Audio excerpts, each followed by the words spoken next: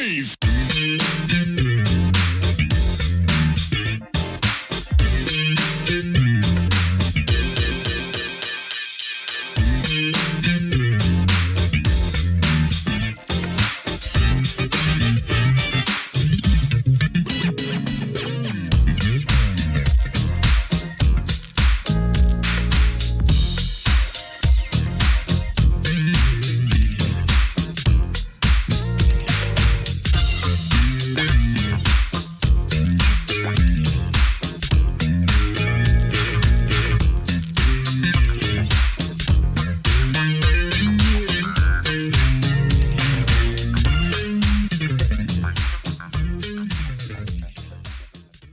Hello and welcome to another edition of Truth and Rhythm.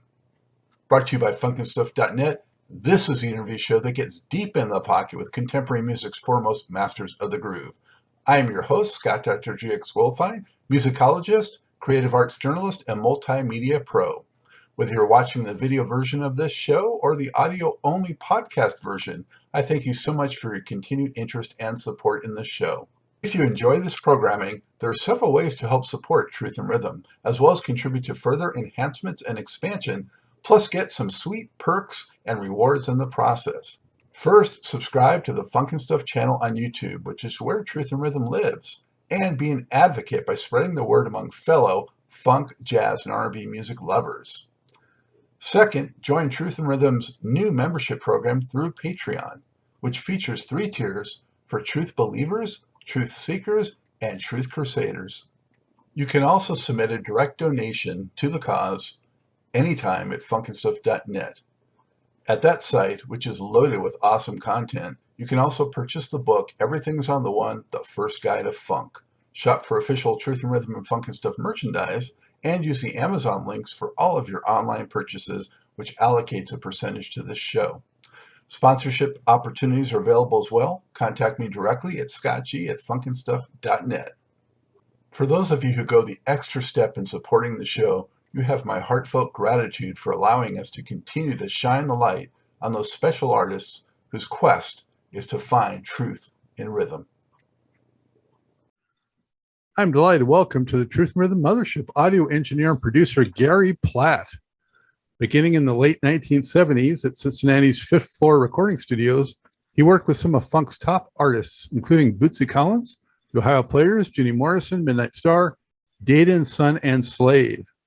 He went on to handle sessions for Spyro Gyra, Bon Jovi, Rick Wakeman, Erick Sermon, New Edition, Shaquille O'Neal, and others. Gary, thank you for joining me. Thanks for having me. It's great to be here. Where are you today? I'm in Walnut Creek. That's where I live. I have a studio here, and I still master now for CBS and Viacom and the Hallmark Channel. All right, so that's the Bay Area, and for those who don't know, lovely up there. San Francisco Bay Area. Yeah. How long have you been up in that part of the country? Oh my, 20 years now. Yeah, I've been here a long time.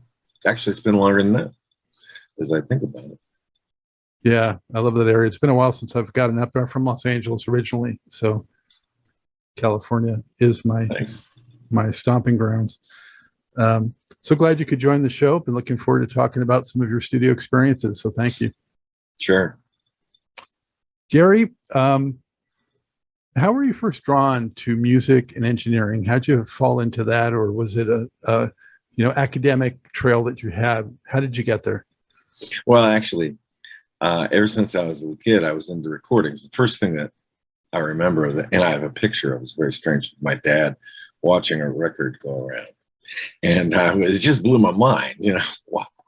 And I remember as time went on, the first thing I bought with my own money was a small tape recorder.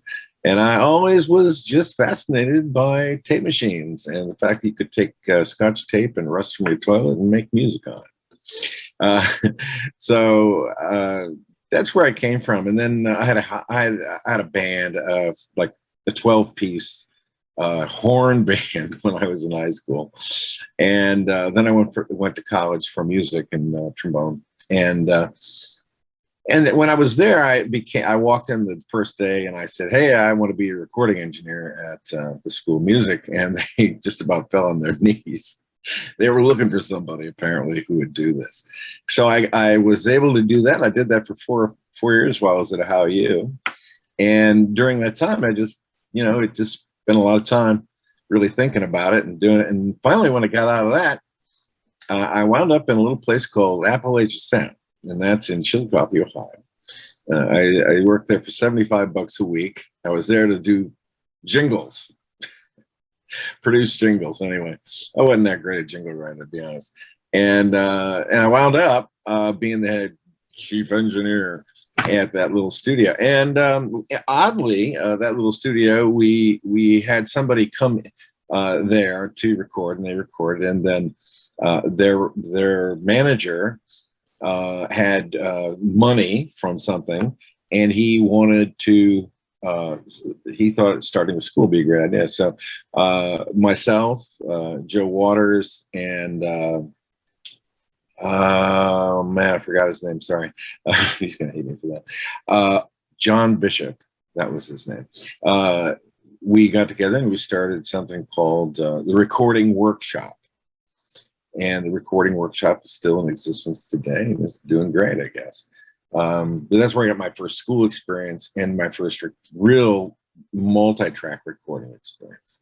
And then the funny thing was, I was there, and there was another guy there named John Phelps, and he and I actually are co-founders of a school called Full Sail, which is now a university. I left in 1996, and from then on, they didn't call me a co-founder. I don't understand how that changed, but it changed. So we're doing that, and then a funny thing happened was I decided to take a job in Cincinnati at Fifth Floor, and I spent some time with the owner, Rich Goldman, and I swear to God, I got that job by not talking. I mean, it's funny. We went out for drinks or something, and I remember saying about 3 words, and then he called me later and said, "You're hired." Yeah, must have been because I listened, which was so weird, right? That's important in audio engineers. Yeah, well, I was just listening, and he told me everything about the studio and all that. Well, that's kind of cool. And then I was on a Thursday, and then on a Sunday night, he calls me and says, "Oh, tomorrow we have the Ohio Players coming in." What?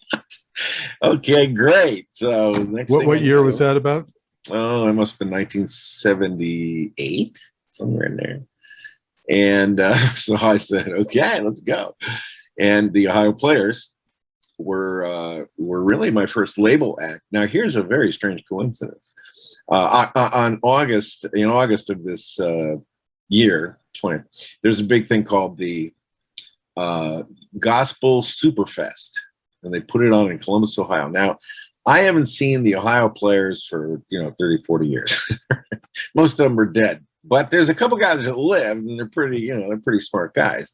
So there's a guy named Bobby Cartwright, and he was in the Ohio Players, and he called me up last month and said, "Hey, I need an A1 on a video truck for a big show I'm doing. Would you do it?" And I couldn't believe he remembered me in the first place. And I thought, it's just bizarre again, right? Wow, this is cool. What a crazy world. And it shows you that your former connections do add up, I suppose, as time goes on, and they pay off, in a weird way. But this guy's a great guy, and we hit it off, and I'm going to be going out there to do the mix for the video. They're doing like a big 8-camera shoot and all that kind of stuff, so I'll be doing the audio for that. But it's funny how, right? You're the first band I ever worked with. I'm going to work with one of them coming up here in the next month. So that was kind of an interesting thing how life goes, Yeah, circular. What was your genre of choice musically back then? Were you into funk and soul, or were you more a rock guy, or what? I really liked Chicago at that time. I like that. I like the rock and the horn sound. Of course, I'm a trombone player, so. And I really loved Chicago. I was really into it. And that was pretty cool because while I'd never worked with Chicago, I did work with Bill Champlin. However, later on, I produced a show and an album with him. But before, this is pre Bill Champlin, of course. So I was really into Chicago. It's so funny because all my friends would say, "Who the hell are these people? Who is Slave?" You know, and I would say, "Well, you got to be in the world a little bit there." And they would always chide me for not doing rock records. They wanted me to do rock records. But I was in a place where the funk music was shaking, and it was everything going on. And that truly is interesting because, my career was shaped by a little bit of serendipity and yeah, it takes talent and all that. But, you have to kind of like, if you're going to go fishing, you got to go to a fishing hole where there's fish. So I wound up in a nice fishing hole, if you will. And I was so grateful to be able to work with, everybody from, the Ohio Players first, and Roger Troutman, and I actually had a chance to work with Prince for about a week there at Fifth Floor. That's an interesting story. I'll tell you sometime if you like. Bootsy Collins. I even have a dog named after Bootsy. And it's funny because I called Bootsy up. This is like 2 years ago. I said, "Hey, Boots, so what's going on? Can I name my dog after you?" And he'll be offended. And he goes, "Oh, no. And I was like, he's such a great guy. He's the funniest guy and a greatest attitude that guy has. But so I did all these fabulous, funk records, man. And I just can't get over it. I was so lucky, really, to have been in that scene. And oddly, I kind of stayed in that scene. When I left Fifth Floor, I wound up doing Shaq O'Neal. He had 3 platinum records. He showed up at my office, and he was only 22 in Florida. And he says, "Hey, girl, I got to do a record with Jive Records, man." And I was like, "Huh? Why are you here?" And he said, "Well, man, you the man I'm supposed to be talking to, so I want to talk to you about that." So we got together and we did a number of records together. That was fun. He was fantastic. And that's kind of where I met Erick Sermon, because we brought Erick Sermon in, and he did a couple of songs. And I wound up doing some more work for Eric on another record or two. So that was kind of cool. He was from EPMD. Uh-huh. Yeah. Mm-hmm. Yeah. So he's a great guy. They're all great guys, these people. Everybody I've worked with, pretty much, it's been pretty good. I only had one session that I couldn't do anymore, and that was with Midnight Star. And it was on No Parking on the dance floor. They didn't put my name on the record, and I'll tell you why. This is kind of, when Reggie Calloway and his brother were producing, which is cool. They're great guys. And it's funny because I've talked to Reggie's in the last year. It was very fun. But those guys were funny. They stood behind me, and we had one kick drum we had to push in. So it'd be like, boom, boom, boom, punch, boom, out, jump, jump. So I'm just boom, one hit. And so we did this one hit, boom, yeah, punch in, punch out. And we did it for 10 hours. One punch in, one kick drum for 10 hours. And we didn't get it that day. So we did it the next day. And the next day, I just said, "I can't do this anymore, man." I was like breaking down, right? I said, "I can't do this anymore, man. I can't do this." Because what happened was they got to it, and they got to one, and he said, "What do you think?" And he said, "Sounds perfect." And his brother said, "Well, yeah, I think it sounds perfect." He said, "Well, listen again. Maybe it's too perfect." So they listened again, and it was too perfect. Right. So they wanted to do it again. And I said, "Guys, so this kick drum is too perfect. You really want me to erase this?" There's no digital anywhere, right? It's not like you just move it like you do today. And we did. But what happened in the process of doing this was we wore the tape out in that spot. So you'd hear ting, because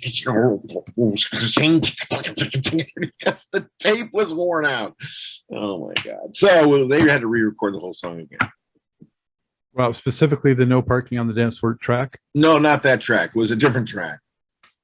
No, different track. But you got to know, in those days, we recorded these songs 2, 3, 4 times. And the reason was kind of cool, because they would take the tracks over to a local club, like in Covington or, in Cincinnati, and they'd have these cuts. And remember, like, I think Boomer Esiason was big then in Cincinnati. He had the Boom Boom Room or something, and they'd play it. The Icky Shuffle, years of the Icky Shuffle, I think. Remember that? Yeah, all that stuff, right? Yeah. So they'd take the tracks over to one of those places, and they'd play it. Now, if they didn't get the reaction they liked, they'd bring it back and re-record the whole thing, maybe in a different key, different tempo, maybe change the chorus. Then they'd take it back over there, and they'd play it again. They kept doing this until they knew it was gonna hit the dance floor. And that's one of the secrets, I think, to that whole group of people who came out of that area, because they tested everything out on people from the area. And this is the Midwest, right? So if you can get the Midwest rocking with your music, well, you got something going. So that's what pretty much everybody did. They'd come over and, we'd do a mix, get it right, and they'd come back and go, people didn't like this part. We didn't get the response we wanted on this part. So we would re-record it. Kind of interesting. Yeah. What did you what were you like when you first started working with, say, the Ohio Players, and how did your skills evolve for capturing funk music as time went on? Yeah, well, a lot of people think I don't know that I have all that much to do with it in a way, because funk sound is tight, and we had tight drum booths, tight recording spaces, and that's what it was about. And the whole vibe, around the studio was really good, really good. But I have to tell you a funny thing. I think technically there is something that had an impact, which probably nobody thinks about. First of all, we never cut at 30 IPS. We always cut at 15. And the reason was that 15 had a better low end. The emphasis wasn't on trying to get that pristine, beautiful high end. It was on low end, getting getting the hit right. So we always cut at 15. The other thing we did was we used to cut through this DBX unit. And DBX is a funny thing. What it does is a noise reduction system for tape. And what it does is it will take the sound that you have, and it will, when it comes in, it will compress it to exactly half its dynamic range. Okay? So then what they do is they take that signal, which is only half the dynamic range, and they raise it up to the tape when it goes to tape. So then when it comes back off the tape, what happens is they bring that back down from the tape. Well, all the noise, which is where my face is, that's getting lower and lower and lower as well. And they bring it right back down to this original threshold. And then they, instead of compressing it, they expand it. So goes right back to where it should be for playback. So that's how you have noise reduction in the analog world. Well, truthfully, it was kind of weird that the DBX system compressed and expanded the low frequency, because there's no noise in the low frequency, right? So they could have left that alone. And ultimately, you've heard of the Dolby encoder and player. Well, the big differences with Dolby and with DBX was that DBX compressed the whole signal, and Dolby, from about 80 hertz up or 80 hertz down, there was no compression because there's no noise down there. So it had an effect on the sound. It had a punchy, dry effect on that sound. I think that's why people have a hard time getting that sound, because it might need to go through. Now, I'm going to do some experimenting with that because I want to find out. But this is something I finally kind of come to over the years, that to get that funk sound, what we might have to really do is to go through DBX unit and go into digital. It's all right. Play back off digital, probably make it sound different. So, that's where it is. But I think the DBX encoding, that had a little bit of a sonic thing about it that the funk stuff has. Tight, super tight. Interesting. I know I'm a long-winded guy, aren't I? No, we want details like that. That's And I'm a teacher, so I'm always trying to teach with my hands. Just forgive me if I sort of interrupt you from time to time because I have other questions. Do you remember what the first record was that you cut with the Ohio Players? Yeah, well, I think it was Everybody Up. Okay, so that was their first Arista and only Arista record. Yeah, I think that was it. I did about 4 with them, but 3 or 4, but I can't remember which one was the first one. They had a bullhorn and a girl. That's that one. Yeah. Well, so for me, I'm a funk fan from the early 70s on, Nice. And I saw your name on so many liner notes. I was like, wow, this guy he's doing a lot of these. Who is this guy? So that's why it's a kick to meet you and talk with you about this stuff for sure. I've heard that Bootsy, from stories by like Jim Vitti in Detroit, that he was really, his sound was something in the studio. So what were your experiences with Bootsy sonically? Well, I think, look, I tell you, nobody more fun than Bootsy Collins in the studio. He's got that great vibe. He's no negativity. And, if things get weird, he's really good about figuring it out. When people get, a little bit funny, he's a psychologist, that guy, I swear to God. Thing about Bootsy is he would, this is a crazy story I'm going to tell you. This is insane. Remember I told you we used DBX? Okay. I couldn't be there for a session. So another person was there. And they punched in without the DBX. So get this. They do all these vocals, right? And they kept this line and didn't keep that line, and they kept this line and they kept that line and didn't, and then redid this line. And oh my God, so now what happens when I go back, I'm like, this is strange. What is going on here? I explained, and the assistant says to me, "Oh, I think we punched those in without the DBX." And I said, "Well, we're going to make a little chart here, okay? And you're going to sit over there and turn that sucker on and off for me."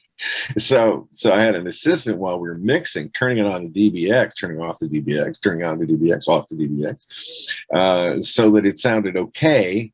And it was the lead vocal track, so. Oh my God, what a mess that was.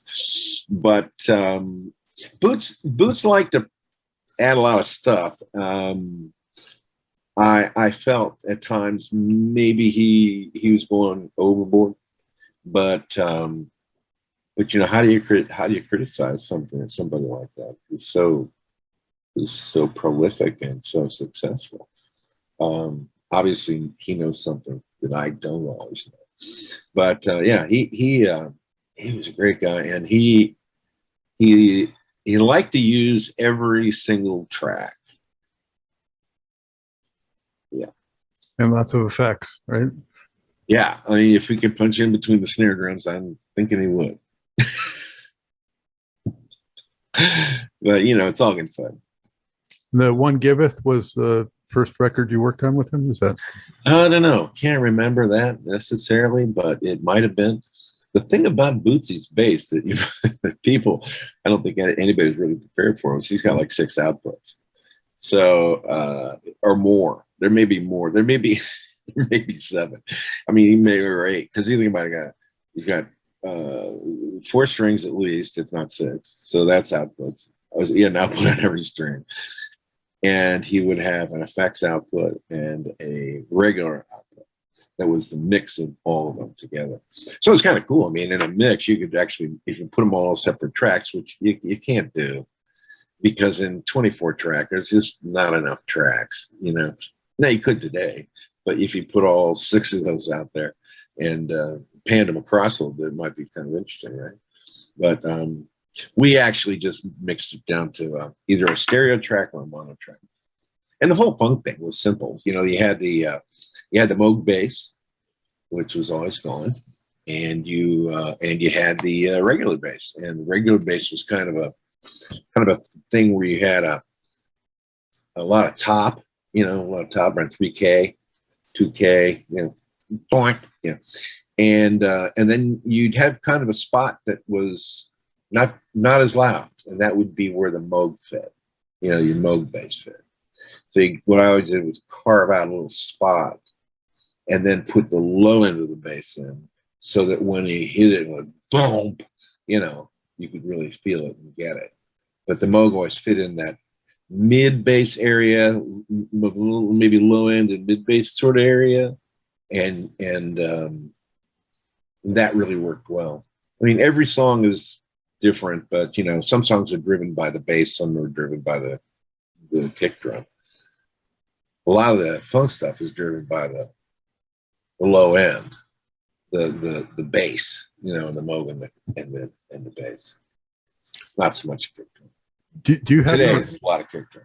Do you happen to recall the God Mama project that Bootsy produced? Oh, here's the funny thing. Okay, so I'm sure I'm saying things I shouldn't say because that's me.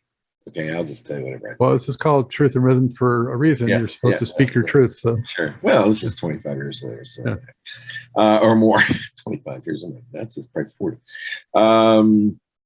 Well, actually, you know, he and Clinton would come in, and they would do multiple records. So you get a budget, and you make Bryce Funkenstein and God Mama and Bootsy Collins and another record. You do all those tracks on one budget, and then you pretty much for the rest of it, then they would, they would do well.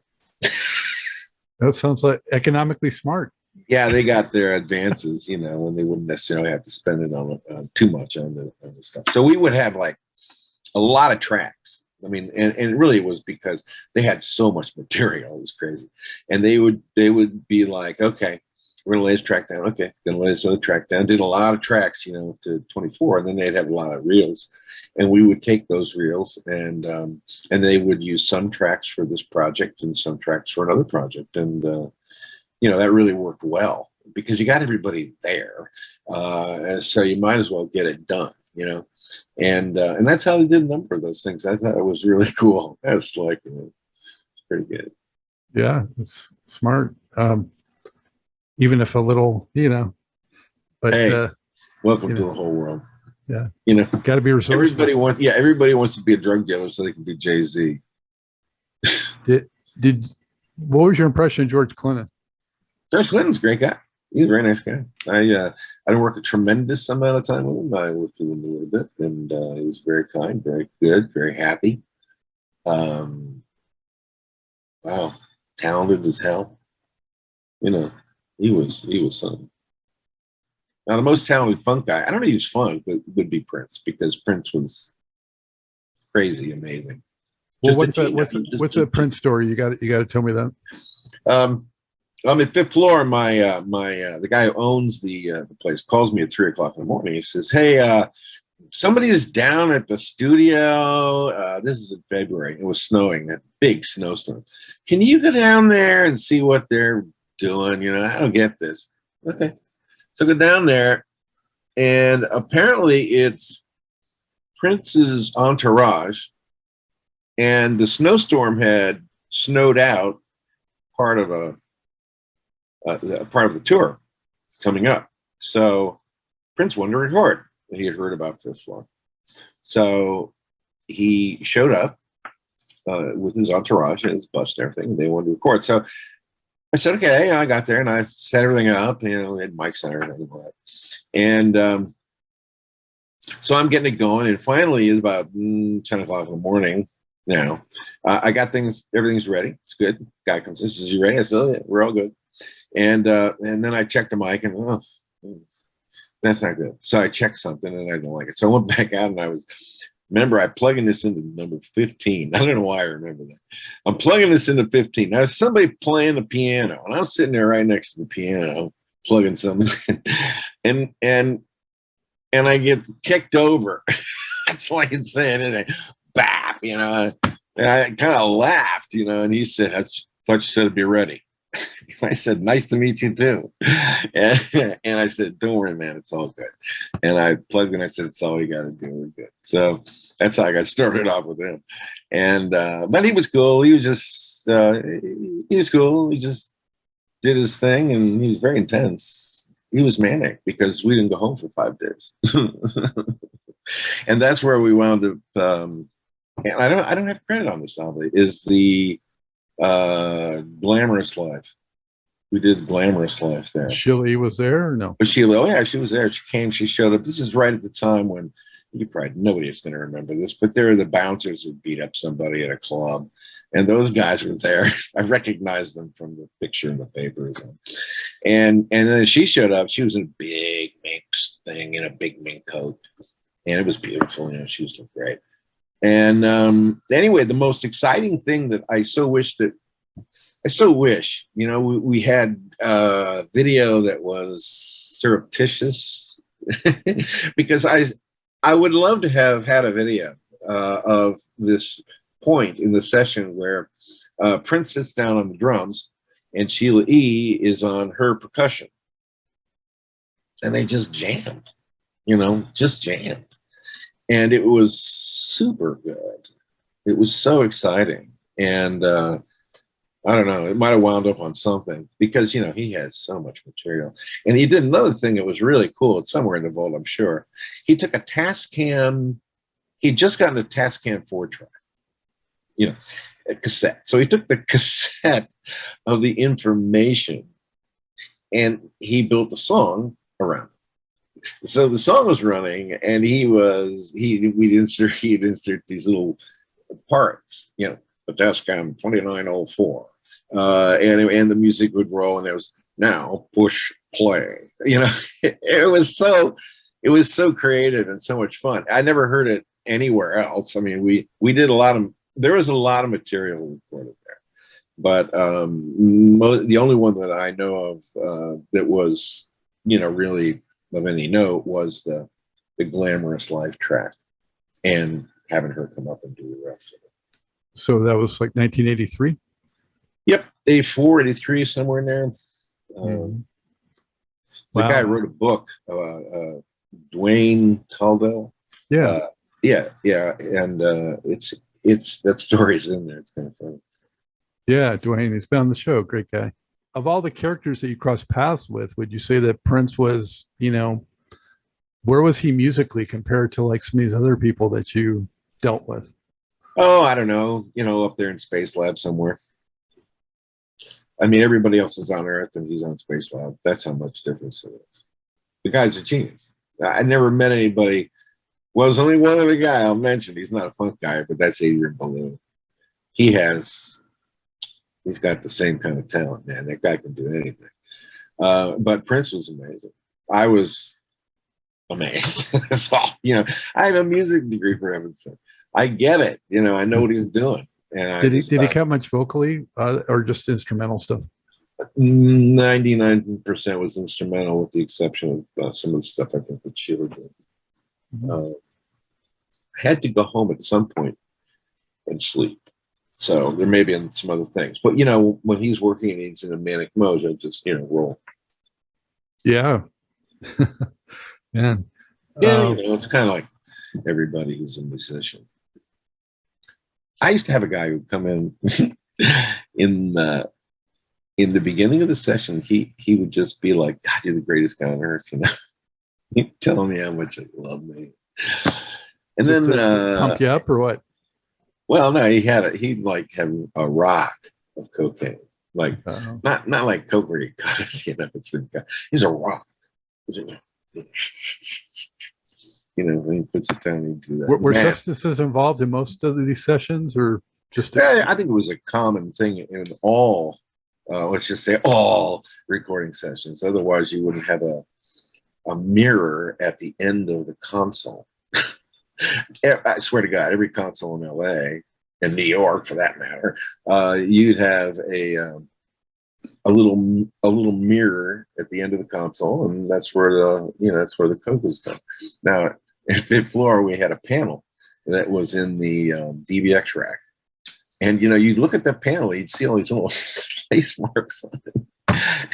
How'd that get like that? Well, that was our Coke pipe, so we would hand that around. One of the things that I didn't do was Coke. I didn't do any of those drugs. I think it's one of the reasons that they hired me, because I know Satch from the Ohio Players said to me one time, "Man, it's good to have at least somebody who knows how to drive this train who's sober." And I just had to laugh, you know, because it was kind of true. You know, the kind of way it went was you'd start out and there'd be, you know, everybody smoking pot. And they're making these tracks, and and then about 2 a.m. maybe, somebody, you know, the producer or somebody would show up with the Coke, and then they'd be already coked up, and they'd say, "Oh, these tracks are horrible. Let's not use these tracks." Okay. So then everybody get coked up, and we'd do tracks, and we'd do them all night long, and then I'd make a rough mix. And everything would sound terrible to the next day, and we'd do it again. And it's not quite that ugly as it sounds, because it wasn't. It's much more fun than that. But it was like, it's kind of what we did, you know, for a number of weeks. Then finally, everybody gets kind of serious, and we get the tracks done. But I think there's that period of creativity that goes on where it's like everybody's doing their thing, they're trying things out, we're trying to cut songs together and figure out what's the cool thing to put down. And I think that there's a whole period of that. And then there's a period of, this is like every recording session, there's a period of, gotta get serious. Let's get this done. So we wind up taking the ideas and all things, and we get that thing done, you know, and that's kind of how it works. But I just didn't I didn't do anything. I didn't do any Coke and I had a funny thing with my kids. I sat them down when they were 12 and 13, and I said to them in the living room floor with their mom, and I said, "So does Dad smoke pot?" And they looked at me kind of funny. Yeah, okay, Dad smokes pot. And I said, "You're right, I do." And I said, "Do you know why I don't do Coke and heroin and all that other kind of stuff?" "Oh, because you'll get arrested," he said. And I said, "Nope, Mom is going to be very angry." "No, that's not why either." "Well, it's against the law." Not really either. And they're like, "What the hell?" I said, "Well, there's only one reason I haven't done it, because I'm afraid I'll like them." And they go, "Whoa, that's the weirdest thing I ever heard in my life." So that was kind of an epiphany for them, because I had all the wrong reasons. I mean, all the right reasons I wasn't even thinking about, but the right reason was that I was just afraid I'd really like it. And the thing goes for Coke too, because when I was in the studio, there's Coke everywhere. Jesus, man, everybody's doing Coke. And I actually didn't do it only because I first of all, I was afraid I'd like it, and then I found out I didn't like it. And I tried it when I had the flu. So stupid, right? And I didn't like it. It just didn't work for me. So I was kind of lucky with that. But the problem saves a lot of money. Yeah, well, you know, people get their advances, and yeah. I mean the Ohio Players probably they had $500,000 to play with. So, you know, did any of the razor blades for Coke get used to edit any tape? No, that was over there. And plus, you know, I was always pulling out a new blade, man. You know, I mean, you know, I'd do 3 edits and I'd put it on a new blade because they get funky. I don't want a funky blade on some of these master, you know. Oh, sorry, man. It was dull. That's why they need you sober. Yeah. Yeah. Yeah. I was always sober. In fact, yeah, I didn't even smoke pot till I was 28. So, Wow. There's much more to this great Truth and Rhythm interview. Just continue on to the next part of the episode. Also, be sure to subscribe to this channel. If you've already done so, please share it with friends. And become a member by joining Truth and Rhythm on Patreon or consider donating at funkandstuff.net. Thank you very much.